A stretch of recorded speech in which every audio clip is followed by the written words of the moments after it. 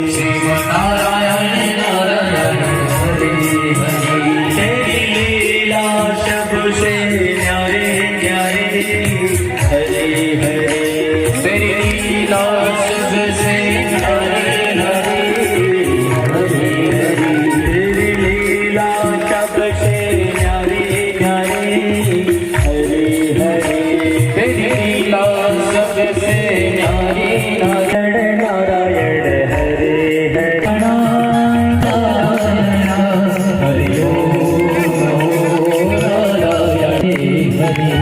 नारायण नारायण नारायण हरे हरे, नारायण नारायण हरे हरे, नारायण नारायण हरे हरे, नारायण नारायण हरे हरे, तेरी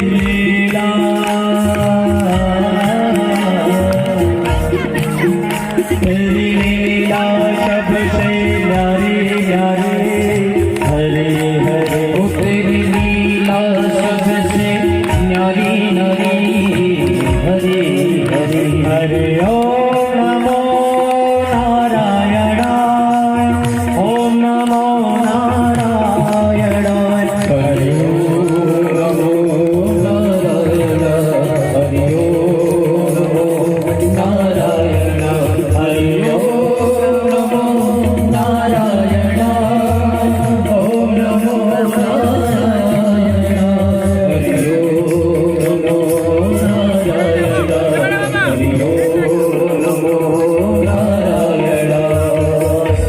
जब प्रभु नाम का संकीर्तन करने लगे, आज इस संकीर्तन के प्रभाव से हरे हरे, नारायण नारायण हरे हरे, हरे ओम नमो नारायण, ओम नमो नारायण, हरे ओम नमो नारायण, हरे ओम नमो नारायण। जब हिरण्यकश्यप ने आकर देखा कि वहां पर बीच से उसका बेटा प्रहलाद नृत्य कर रहा है, भगवान नाम का संकीर्तन कर रहा है, हरे हरे, तेरी लीला सबसे न्यारी न्यारी हरे हरे, तेरी लीला सबसे न्यारी न्यारी हरे हरे, नारायण नारायण हरे हरे, नारायण नारायण हरे हरे, नारायण नारायण हरे हरे, नारायण नारायण हरे हरे। और इस तरह से क्या हुआ, प्रहलाद जी को स्पर्श, हरे हरे, तेरी लीला सबसे न्यारी न्यारी हरे हरे, तेरी लीला सबसे न्यारी न्यारी हरे हरे, नारायण नारायण हरे हरे, नारायण नारायण हरे हरे, नारायण नारायण हरे हरे, नारायण नारायण हरे हरे। और इस तरह से क्या हुआ, प्रहलाद जी को स्पर्श, जिसकी शक्ति से तू इतना सब मेरे मना करने के बाद भी तू नारायण की भक्ति लेता है, क्या तुझे मौत का भय नहीं है प्रहलाद? प्रहलाद ने कहा, पिताश्री अच्छा तो तुझे सब जगह नारायण ही दिखाई देता है, बता जरा कहाँ कहाँ दिखाई देता है? हे पिताश्री, यहाँ पर जितने भी इस सभासद में बैठे हुए हैं उन सब में मुझे नारायण का दर्शन हो रहा है, मुझे मेरे अंदर, मुझे आप में, इन सभासदों में सब में नारायण दिखाई देता है, जर्रे जर्रे में, इस धरती के कण कण में, पत्थर पत्थर में मुझे नारायण दिखाई देता है। अच्छा, अरे उस नारायण को मैं ढूंढ रहा हूँ प्रहलाद, अरे उस नारायण ने मेरे भाई हिरण्याक्ष का वध किया था, लेकिन आज तक तेरा नारायण मुझे दिखाई नहीं दिया, अगर मिल जाए ना तो अपने इसी गदा से, खड्ग से मैं उसे मार डालूंगा, बता तेरा नारायण कहाँ है? तब कहने लगा, वो तो सब जगह है पिताश्री, कोई एक जगह हो तो मैं बताऊं। अच्छा तो क्या इस राजमहल में है तेरा नारायण? हाँ पिताश्री। क्या इस महल में है? क्या इस सिंहासन में है? बोले हाँ। हाँ पिताश्री, मुझे इस खम्भ में भी मुझे दिखाई दे रहे हैं मेरे नारायण। तब अट्टहास करने लगा, हंसने लगा और हंसते हुए कहने लगा, आज मैं इस स्तंभ को तेरे नारायण सहित मार डालूंगा, विदीर्ण कर डालूंगा, और देखता हूँ तेरा नारायण मुझसे बचकर कहाँ जाता है। और गदा को उठा करके हिरण्यकश्यप ने जोर से उस स्तंभ को दे मारा है, और मारते हैं फिर वहां से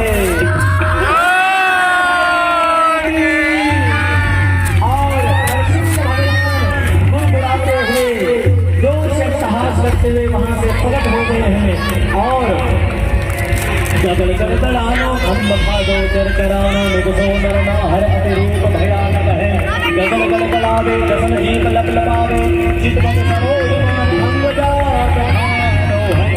गगल गड़गड़ानो हम भादो चर करानो निगसो नरमा हर अतिरूप भयानक है।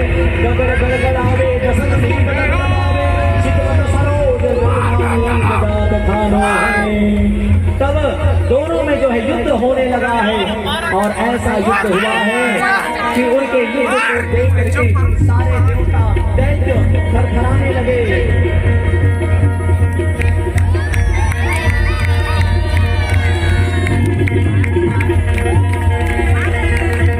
बोलिए श्रीकृष्ण भगवान की।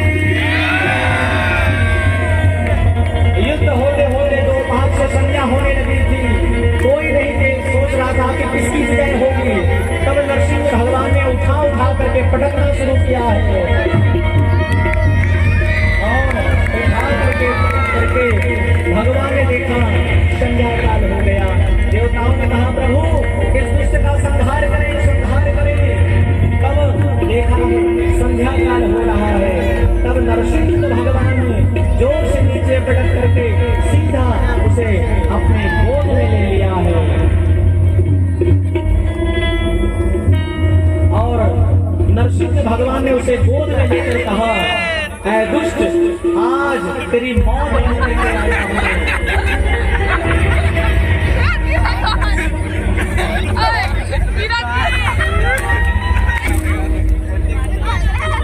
जोर से अट्टहास करने लगे, आज मेरे हाथों से मैं तुझे मार डालूंगा।